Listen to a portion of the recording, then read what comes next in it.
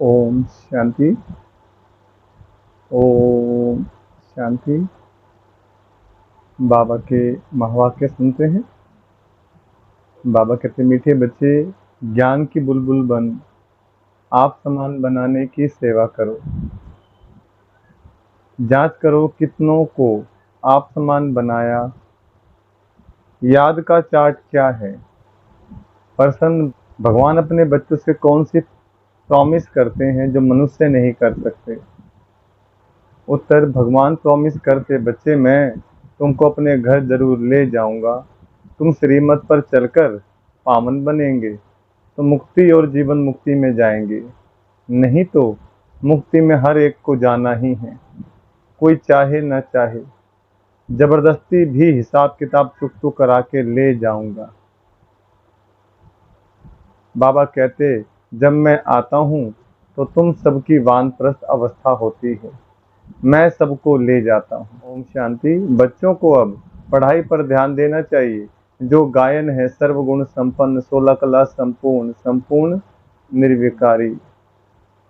यह सब गुण धारण करने हैं, जांच करनी है हमारे में यह गुण है, क्योंकि जो बनते हैं वहाँ ही ध्यान जाएगा। तुम बच्चों का अब यह है पढ़ने और पढ़ाने पर मदार। अपने दिल से पूछना है कि हम कितनों को पढ़ाते हैं। संपूर्ण देवता तो कोई बना नहीं है।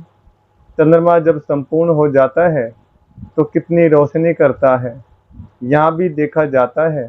नंबरवार पुरुषार्थ अनुसार है। यह तो बच्चे भी समझ सकते हैं, टीचर भी समझते हैं। एक एक बच्चे पर नजर जाती है कि क्या कर रहे हैं, मेरे अर्थ क्या सर्विस कर रहे हैं। सब फूलों को देखते हैं, फूल तो सब है, बगीचा है ना। हर एक अपनी अवस्था को जानते हैं, अपनी खुशी को जानते हैं। अतीन्द्रिय सुख में जीवन हर एक को अपनी अपनी भांति है।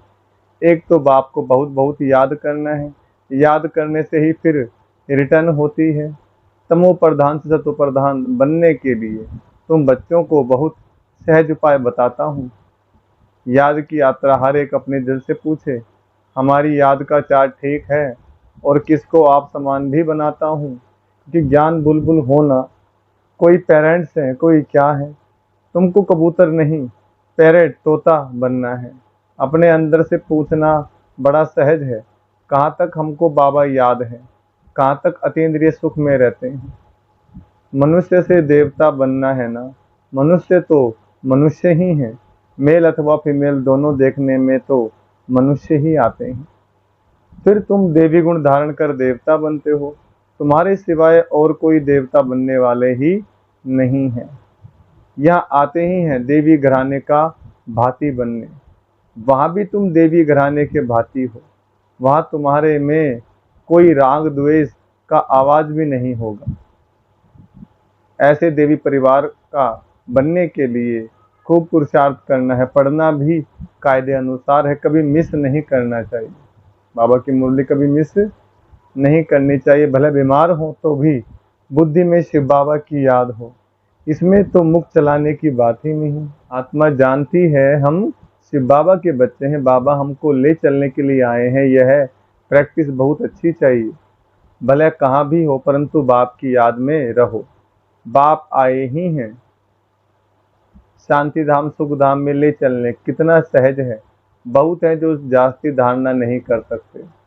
अच्छा याद करो, यहाँ सब बच्चे बैठे हैं, इनमें भी नंबरवार हैं। हाँ, बनना जरूर है। शिव बाबा को याद जरूर करते हैं।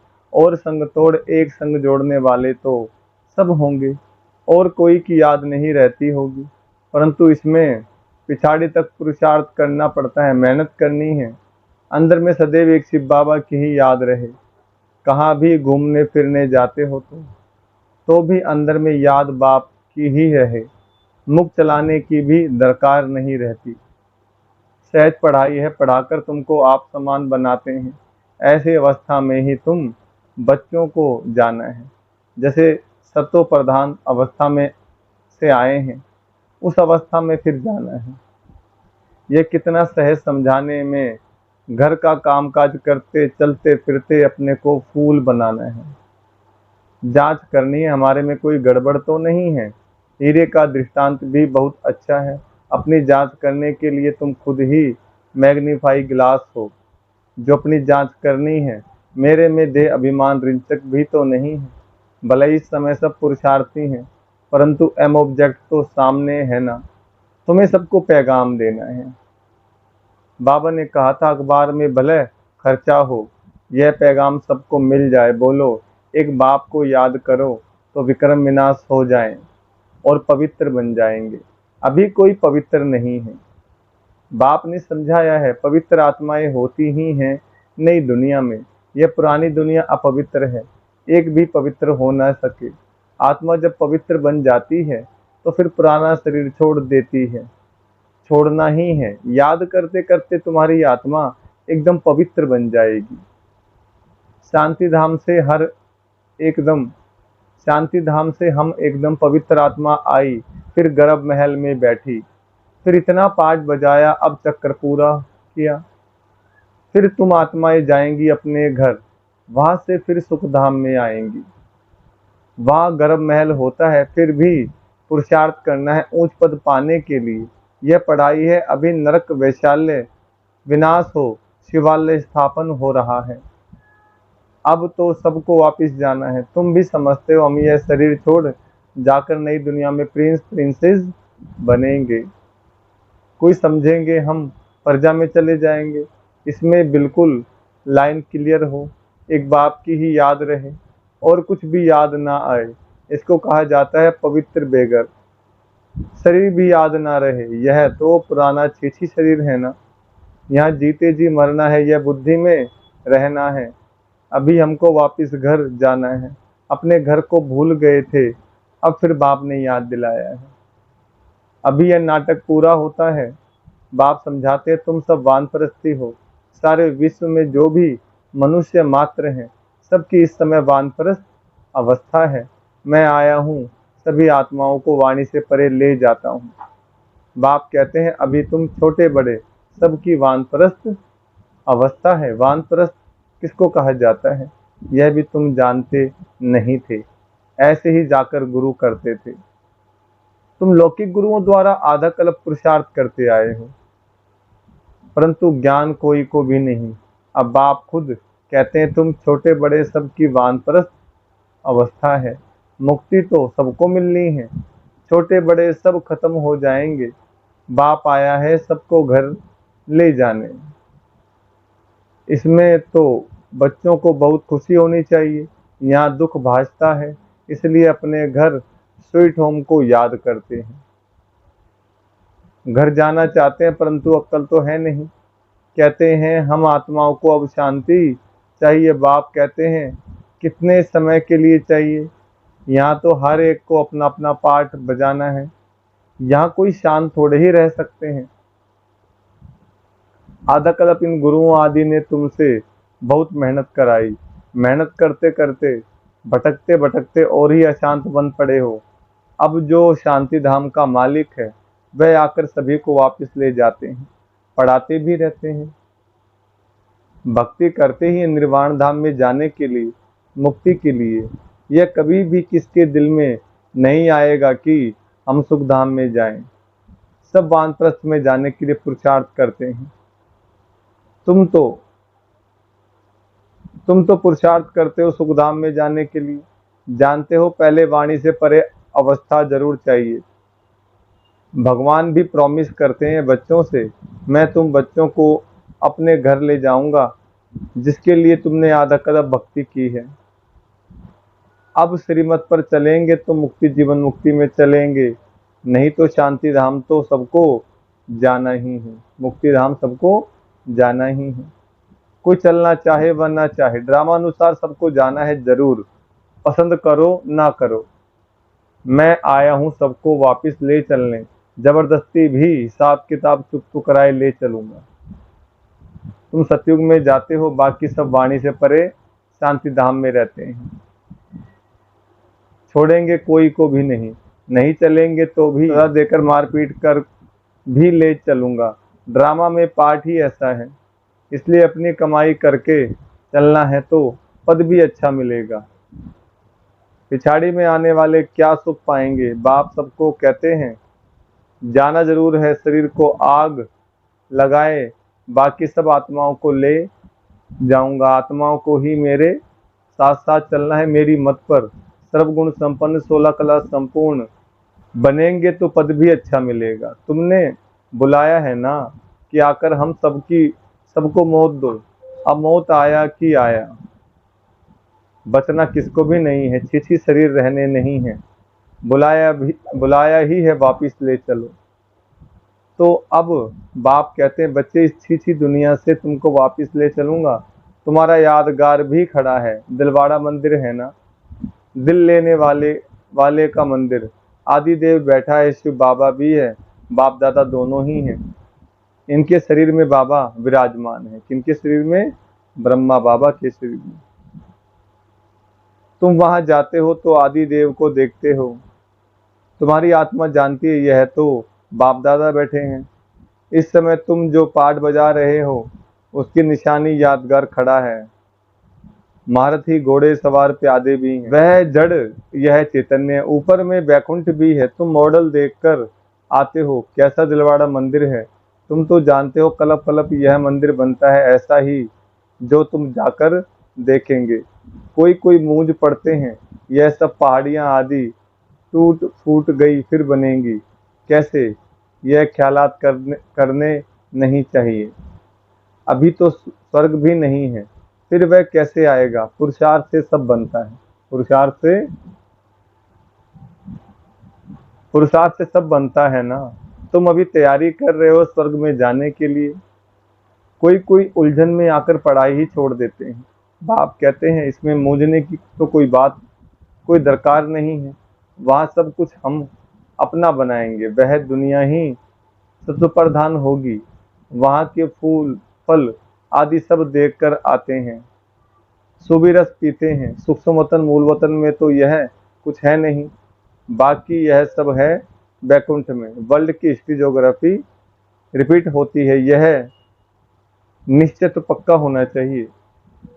बाकी किसकी तकदीर में नहीं है तो कहेंगे यह कैसे हो सकता है।